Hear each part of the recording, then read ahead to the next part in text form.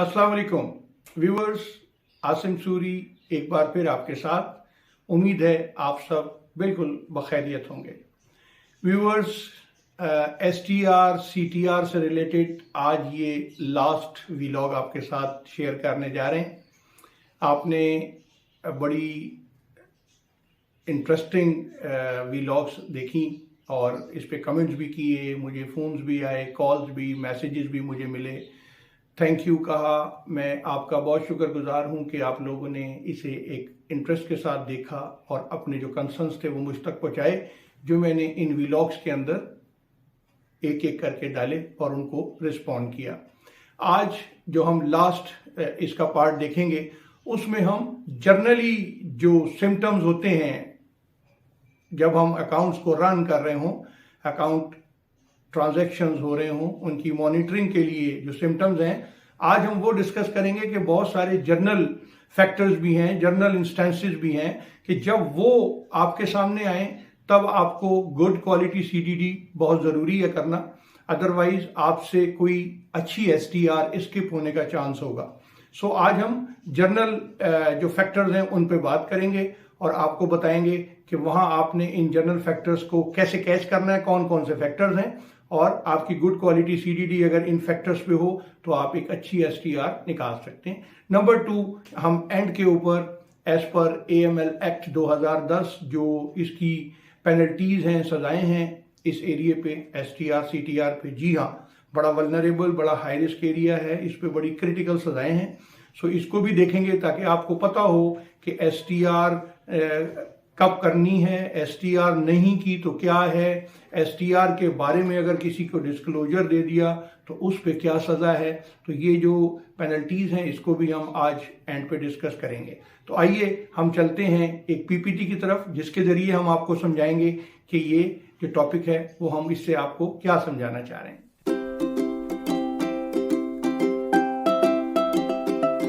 तो जनाब, ये इसका लास्ट सेक्शन है जिसमें हम जर्नल इंसिडेंट्स, रेड फ्लैग्स जो हैं उन पर बात करेंगे कि जनरली क्या ऐसी चीज़ें हैं ट्रांजैक्शन मॉनिटरिंग में कि जो आए तो हम उन्हें रिव्यू करें और वो हमें STR की तरफ ले जा सकती हैं। Number 1 is an account breaching significantly the set turnover thresholds while conducting transactions without any logical and lawful justification. बिल्कुल, ये जो टर्नओवर से ऊपर अकाउंट चल रहे होते हैं, डेली चल रहे हैं, वीकली चल रहे हैं, इस पर हम फोकस ही नहीं करते। हमें बिल्कुल देखना चाहिए कि ये टर्नओवर जो हमने प्रोफाइल में सेट किया है 5 लाख 10 लाख पर मंथ का टर्नओवर सेट है, ये डेली ब्रीच हो रहा है, वीकली ब्रीच हो रहा है, चेक्स आए जा रहे हैं और वो ब्रीच ऑफ टर्नओवर पे क्लोज हो रहे हैं। क्यों, वजह क्या है? देखें जी, 2 ही सूरतें हमने देखी हैं अपने तजर्बे से जो निकलती हैं जब हम प्रूव करते हैं। या तो कस्टमर से कांटेक्ट बहुत पुराना हो चुका है, उससे डिस्कशन नहीं है, उसका बिजनेस सिग्निफिकेंटली इनहेंस कर गया है, products, cities, volume, turnover, sales, profits, और हम जो हैं वो पुराने 8 5 साल 10 साल पुराने टर्नओवर पे चल रहे हैं। तो अगर ऐसा होगा तो आपकी जो मीटिंग होगी कस्टमर से प्रोबिंग की, इनहेंस ड्यू डिलिजेंस की, उसमें ये चीज़ें सामने आएंगी। डॉक्यूमेंट करें, चीज़ें लें, चीज़ें रिव्यू करें, वेरीफाई करें, सेटिस्फैक्शन हो, टर्नओवर्स को इनहेंस करें सिस्टम में और आगे चल पड़ें। बट अगर ऐसा नहीं है, कस्टमर मिल नहीं रहा, बता नहीं रहा, जो बता रहा है उस पर यकीन नहीं है, तो यकीन जानिए ये सिग्निफिकेंट ब्रीचेस जो हैं ये STR का बाइस हैं, इसकी STR होगी।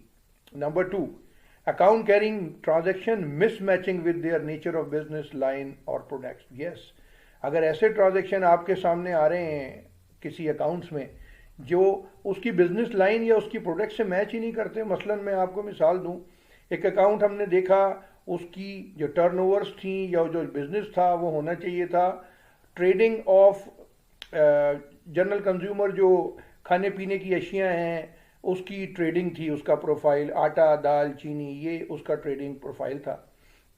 उसके जो ट्रांजैक्शंस हैं वो आने शुरू हो गए कोयटा की साइड एक पेट्रोलियम डीलर को। तो उसका रीज़न पूछना बड़ा ज़रूरी है। उसका रीज़न क्यों पूछना ज़रूरी है कि जनाब प्रोफाइल नहीं मिल रहा लाइन से, प्रोडक्ट से, क्यों उसको ये पेमेंटें रेगुलर जा रही हैं हैवी। तो जब पूछा गया तो उसने डिनाई किया, उसने कहा जी ये तो ये मेरा पर्सनल मामला है, ये मेरी पर्सनल पेमेंट्स हैं, आप कौन होते हैं पूछने वाले। इस तरह के जवाब मिले तो ये तो फिर एसटीआर बनती है। तो इस तरह की चीज़ों की एसटीआर लाजमी है, क्योंकि ये बाद में पता लगता है कि ये हुंडी हवाला का काम जो है वो इस तरह के लोग जो हैं वो रन कर रहे हैं, और वो पकड़े जाते नहीं हैं क्योंकि वो इन प्रोफाइलों के पीछे छुपे होते हैं। Number 3, account carrying transaction in different high risk areas, countries, cities as specified by the regulator। Pakistan में भी बहुत सारी सिटीज़ जो हैं वो रेगुलेटर ने हाई रिस्क डिक्लेयर की हुई हैं, और इसके अलावा जो है वो बहुत सारी कंट्रीज़ जो हैं वो इंटरनेशनल रेगुलेटर्स ने हाई रिस्क मार्क की हुई हैं, हाई रिस्क ज्यूरिसडिक्शन के नाम से। सो अगर इधर कोई ट्रांजैक्शन आप नज़र में आपके आए इनसाइड या आउटफ्लो में या इनफ्लो में, तो डेफिनेटली उसकी इनहैंस ड्यू डिलीजेंस करें, क्योंकि वो एसटीआर की तरफ आपको बिल्कुल ले जा सकता है। ये बड़ा एक क्लियर ट्रिगर है। उसके बाद जनाब ये एक बड़ी यूनिक सी चीज़ मैं आपको दिखा रहा हूँ, ये मेरे तजर्बे से आई है कि अकाउंट्स में बैलेंस जो है वो लो है या नील है, ठीक है जी, और बड़े बड़े चेक्स जो है ना वो उस अकाउंट में प्रेजेंट हो रहे हैं, और वो आते हैं और बाउंस हो जाते हैं क्योंकि पैसे ही नहीं है, और ये रेगुलर जो है ये काम चल रहा है। तो जनाब ब्रांच को बिल्कुल ये चीज़ देखनी चाहिए कि ये पैसे ना होने पे या लो बैलेंस पे कस्टमर, और कोई उसमें इशू नहीं है, चेक भी जेन्युइन है, साइन भी जेन्युइन है, हर चीज़ ठीक है, लेकिन बैलेंस नहीं है। तो रेगुलर एक आध दो दफ़ा तीन दफ़ा ये ऐसे तो हो ही जाता है, कभी बैलेंस नहीं है, पैसे आ रहे हैं कहीं से, अरेंज हो रहे हैं, क्रेडिट आ रहा है, कस्टमर ने चेक दे दिया इन एंटिसिपेशन के पैसे आ जाएंगे, ये चेक क्लियर हो जाएगा, कस्टमर को दे दिया आपने, सप्लायर को दे दिया। बट रेगुलर अगर ये चल रहा है और पैसे आते ही नहीं है, जैसे एक अकाउंट में हमने देखा एक बार कि एक ट्रांजैक्शन जो है वो बार बार हर महीने 2 4 5 चेक ऐसे आ रहे हैं, उसका बैलेंस जो है वो एवरेज 10,000 भी पूरे साल में नहीं है, और चेक जो है वो तकरीबन 10 12 चेक जो है साल में या इससे भी ज़्यादा, कोई 50,000, कोई लाख, कोई 1.5 लाख, कोई 2, ये आ जाता है और बाउंस हो जाता है। तो जब ट्रिगर किया गया तो पता लगा कि जनाब ये बंदा जो है ये लोगों के साथ फ्रॉड कर रहा है, उनसे माल उठाता है, उन्हें चेक देता है ट्रस्ट पे और फिर गायब हो जाता है। सो ये ट्रिगर्स हैं जनाब कंफर्म एसटीआर के, कि आपको ये बंदा जो है ये आपके साथ भी चीट कर रहा है और कस्टमर्स के साथ भी चीट कर रहा है। फिर इसी तरह डॉर्मेंट इन ऑपरेटिव या इवन क्लोज अकाउंट्स में भी हमने देखा कभी कभी के चेक आ रहे हैं जनाब। तो जनाब डॉर्मेंट अकाउंट है, इन ऑपरेटिव अकाउंट है, बैंक जो है वो लेटर लिख रहा है, कस्टमर से मिलने की कोशिश कर रहा है कि जी अकाउंट अपना ऑपरेटिव करवा लें, तो वो हाथ नहीं आता। दूसरी तरफ वो रेगुलर चेक दिए जा रहा है जो बाउंस हो रहे हैं। तो ये बड़ा क्लियर सिग्नल है जनाब कि कोई गेम हो रही है। तो इस पर बगैर बगैर कुछ सोचे अगर ये रेगुलर हो रहा है और कस्टमर फिर भी आपकी कॉल पे नहीं आ रहा है, इसके होने के बावजूद आप राब्ता कर रहे हैं, तो फिर एसटीआर पे जाएं। ये बड़े क्लियर सिग्नल हैं जी एसटीआर के। State Bank follow up with customer on export proceeds of remaining e-form but customer failed to submit the export proceeds shipping documents। Yes, एक लिमिटेड टाइम पीरियड में अगर आपका जो ई फॉर्म है वो यूटिलाइज नहीं होता, एक्सपोर्ट प्रोसीड्स जो है वो नहीं आती, तो डेफिनेटली इसको ट्रिगर करना चाहिए। और अगर आपके फॉलोअप के बावजूद, ओवरड्यू होने के बावजूद कस्टमर सपोर्ट नहीं करता, तो डेफिनेटली आपको जो है वो स्टेट बैंक की ये रेगुलेशंस हैं, बड़ा क्लियर दिया हुआ है रेगुलेटर ने, तो आप बिल्कुल इसकी एसटीआर करें कि जनाब ये हमें डाउट्स हैं, मनी लॉन्ड्रिंग के डाउट्स हैं इस पर, क्योंकि ये ट्रेड बेस्ड मनी लॉन्ड्रिंग जो है वो इसी तरह हो रही है। तो इसलिए इस चीज़ को ट्रिगर करें, ये भी एक बहुत अच्छा ट्रिगर है। कस्टमर जो है किसी लॉ इन्फोर्समेंट एजेंसीज की सिवियर अंडर इन्वेस्टिगेशन में है, और जब आप ईडीडी करते हैं अपने अकाउंट की इस इन्वेस्टिगेशन के आने के बाद, तो आपको पता लगता है कि आपके अकाउंट में भी सस्पिशियन मौजूद हैं, प्रोफाइल मिसमैचेस हैं और आपसे ये ओवरलुक हुआ है। कोई बात नहीं, आप इसकी फौरी एसटीआर करें कि जी ये अकाउंट हमारे पास मौजूद है और हमें जो है वो ये अकाउंट रिपोर्ट करना है एज ए एसटीआर। ठीक है जी। Periodical review of CTR related account found they have non cash based business. देखें जी, सीटीआर हो जाना हरगिज इसका ये मतलब नहीं है कि इस अकाउंट की एसटीआर नहीं हो सकती, सीटीआर हो रही हैं तो आप चुप करके नहीं। अगर आपका account non cash based account है, आपको पता है इसका बिजनेस नॉन कैश बेस्ड है, और आपकी सीटीआर हो रही हैं, तो आप इसकी 6 महीने, साल, 3 महीने जब भी आप देखें ज़्यादा हैं, आप एक एसटीआर भी इसकी रेस कर सकते हैं कि जी ये बंदा जो है ये मुसलसल cash based transactions heavy CTR related कर रहा है, और हम इससे रब्ता भी किया है, बात भी की है, ये बात नहीं आता, बट इसका कैश बेस्ड बिजनेस हमें नज़र नहीं आ रहा। You have to intimate the F M U via S T R. F M U ये फिर देखेगा वो एजेंसी को या रेगुलेटर को, इसके जो भी इसका रेगुलेटर होगा उसे ये रेफर करेगा कि देखे जी ये मसला क्या है। तो एस टी आर हो सकती है जी, सी टी आर वाले अकाउंट की भी एस टी आर हो सकती है। वायर फंड ट्रांसफर, डेफिनेटली जी वायर फंड ट्रांसफर एक बड़ा हाई रिस्क एरिया है, एक हाई रिस्क प्रोडक्ट है। तो इसके लिए बिल्कुल ड्यू डिलीजेंस करें, स्पेशली जब ये wire fund transfer non account holder कर रहा हो तो फिर तो और ज़्यादा है। बट अगर अकाउंट होल्डर भी कर रहा है फिर भी ज़रूर देखें कि ये क्यों कर रहा है, क्या इसकी रीज़न है, और इसके अंदर अगर कोई शक व शुबा नज़र आए तो आप इसकी एस टी आर कर सकते हैं।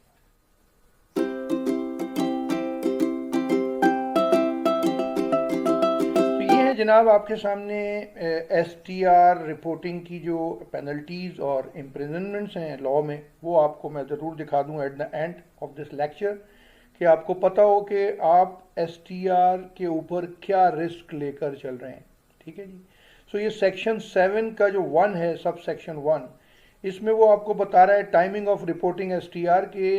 आपका जब सस्पिशियन फॉर्म हो गया, आपको ट्रिगर हुआ, रिव्यू मीटिंग करने के बाद आपकी नॉन सेटिस्फेक्शन जो है वो सरफेस पे आ गई, तो वो कहता है कि जी फिर प्रॉम्प्टली इसको जो है वो आप एस टी आर की शक्ल में एफ एम यू को रेज कर दें, उसके बाद डिले नहीं, प्रॉम्प्टली। ठीक है जी, नंबर 1। नंबर 2, सेक्शन 7 का sub section 4, record keeping of S T are. 10 साल ये जो एस टी आर हैं नेक्स्ट 10 ईयर्स जो है वो प्रिजर्व करेंगे विजिबल फॉर्म में। नंबर 3, सेक्शन 33 का sub section 1, liability for failure to file STR and or for providing false information in STR। दोनों चीज़ें बड़ी इंपॉर्टेंट हैं जी। आप STR को इग्नोर भी नहीं कर सकते, और STR में आप फॉल्स, गलत, इनकरेक्ट इंफॉर्मेशन भी नहीं देंगे। STR जब जमा होगी, रेज होगी, तो बड़ी देखभाल के करेक्ट इंफॉर्मेशन देनी है आपने। तो अगर आप ऐसा करने में नाकाम रहे, आपसे STR मिस हो गई, तो आपके सामने है लॉ में 5 साल की कैद और 5 लाख फाइन, या दोनों। अदालत को जो है वो बिल्कुल एम्पावर किया गया है कि वो ये सज़ा सुना सकती है। और जनाब in addition to this, license जो है वो कैंसिल हो सकता है, रजिस्ट्रेशन कैंसिल हो सकती है ऑर्गेनाइजेशन की, बैंक की, और एडमिनिस्ट्रेटिव एक्शंस अलग हो सकते हैं। इसके साथ लास्ट सेक्शन 34 का सब सेक्शन 2 कह रहा है आपको कि टिपिंग ऑफ से बचना है। क्या है टिपिंग ऑफ? कि आपने एसटीआर का जो जिक्र है वो किसी से नहीं करना, इसके बारे में कि जी एसटीआर हो रही है या एसटीआर के ऊपर काम हो रहा है, ये बात आपने कभी किसी से शेयर नहीं करनी, किसी अनऑथराइज किसी बंदे से भी। अदरवाइज अगर ये बात साबित हो गई तो 5 साल की सज़ा है। देख लें 20 लाख, यानी 4 टाइम ऊपर वाले से जुर्माना जो है 4 टाइम ज़्यादा है, 2 मिलियन, या दोनों भी हो सकते हैं, और एडमिनिस्ट्रेटिव एक्शन अलग हैं। जनाब अली, तो ये है आपके सामने लॉ जो आपको पाबंद कर रहा है कि आपने एसटीआर जो है वो रेज करनी है अगर आपका शक सही साबित हो जाता है तो। सो जनाब ये है last slide of all these lessons, the best STR in fact. जी हाँ, वो एसटीआर बेस्ट तस्वुर की जाती है which identified and raise from the grass root level, that is the branch and obviously while ongoing monitoring of customers' transactions, rather STR raising after any media negative news or any agency comes for the investigation। जनाब अली, कोई fraud हो गया, कोई agency investigation हो गई, कोई media पे फट गया कि उसके बाद एसटीआर हुई और आपके अकाउंट में सिम्टम्स भी मौजूद थे, आपके अकाउंट में नॉर्मलीज भी, मिसमैचेस भी थे, और आपसे इग्नोर हो गया और अब एसटीआर, तो उसकी क्वालिटी जो है वो लो तस्वुर की जाएगी बनिस्बत उसके कि किसी के आने से, किसी फ्रॉड से पहले, कोई धमाका होने से पहले, कोई मसला खुलने से पहले, कोई चीज़ सरफेस होने से पहले आपकी मॉनिटरिंग, आपकी ट्रांजैक्शन मॉनिटरिंग, आपकी एक्सपर्टीज़ ने पकड़ा, रिव्यू किया और एसटीआर कर दी। This would be treated as a best STR. तो ये था जी आज का लास्ट वीलॉग ऑन STR CTR। बहुत इम्पॉर्टेंट, बहुत हाई रिस्क एरिया है ये। मैं आपको एट द लास्ट फिर ये कहूँगा कि इन सारी चीज़ों को जो हमने इन 4-5 पार्ट्स वीलॉग में देखी हैं, सस्पिशियस ट्रांजैक्शन रिपोर्टेड से रिलेटेड, काइंडली इसको याद रखें, इनको प्रैक्टिस करें, अपनी भी जान बख्शी कराएं, इदारों की भी जान बख्शी कराएं। कहीं प्लीज़ इसमें वीकनेस या इसमें रिलैक्सेशन नहीं है। अगर आपको ये चीज़ें कहीं नज़र आ रही हैं तो काइंडली इसकी बेहतरीन कस्टमर ड्यू डिलीजेंस परफॉर्म करें, EDD करें, तसल्ली करें, चीज़ें लें कस्टमर से। अगर सेटिस्फाई होते हैं उन चीज़ों से तो कोई बात नहीं, STR ना करें, डॉक्यूमेंट करें, KYC अपडेट करें और आगे बढ़ जाएं। बट अगर सेटिस्फैक्शन नहीं है और चीज़ें आपके मेयार पे और इलेजिटिमेट तरीके से आपको सेटिस्फाई नहीं कर रही हैं तो फिर प्लीज़ STR को इग्नोर ना करें। STR जो है वो खौफ नहीं होना चाहिए, STR सपोर्ट है। याद रखें, it's a very confidential document, इसका नुकसान नहीं है, इसका फायदा है। ठीक है जी। सो इसको प्लीज गिरह में बांध लें कि STR अवॉइड नहीं करनी डर के मारे कि कोई एजेंसी आपको बाद में तंग करेगी, कोई लॉ इन्फोर्समेंट एजेंसीज के लोग आपको तंग करेंगे या कोई क्लाइंट आपको तंग करेगा, ऐसा हरगिज नहीं है। लॉ में फुल प्रोटेक्शन है, फुल प्रोटेक्शन है। इसके लिए जो STR रेस करता है उसको पूरी प्रोटेक्शन दी जाती है, उसका कोई बाल भी बीका नहीं कर सकता, उसने एक अच्छा काम किया है। सो इस डर को निकालते हुए इस STR वाले एरिया पे काम करें और मुझे उम्मीद है कि हम सब इस एरिया को स्ट्रेंथन करेंगे तो हमारे मुल्क में जो नंबर ऑफ STRs हैं, जो कि अभी भी मेरे हिसाब से बहुत थोड़ी हैं, ऑल्दो के बढ़ गई हैं लेकिन अभी भी बहुत थोड़ी हैं, number of banks, number of accounts, number of transactions के हवाले से। सो इसको इनहेंस करें, गुड क्वालिटी STRs रेस करें और मुल्क को और इसके रिस्क को सेव करें। मैं आपसे इजाज़त चाहूँगा STR CTR के टॉपिक को एंड करते हुए। इंशाल्लाह आगे किसी नए टॉपिक के साथ आपके साथ फिर मुलाकात होगी। आपसे लास्ट फिर ये रिक्वेस्ट है कि आप इस चैनल को, इस वीडियो को लाइक करें, इस चैनल को सब्सक्राइब करें। आपका अपना चैनल है, इस चैनल की जो वीडियोस हैं उन्हें और इसके जो लिंक्स हैं उन्हें और दोस्तों तक, बैंकर्स तक, इन्वेस्टिगेटर्स तक पास ऑन करें ताकि वो भी इससे मुस्तफीद हो सकें और फ्री लर्निंग जो है वो हासिल कर सकें। Thank you very much. Allah Hafiz.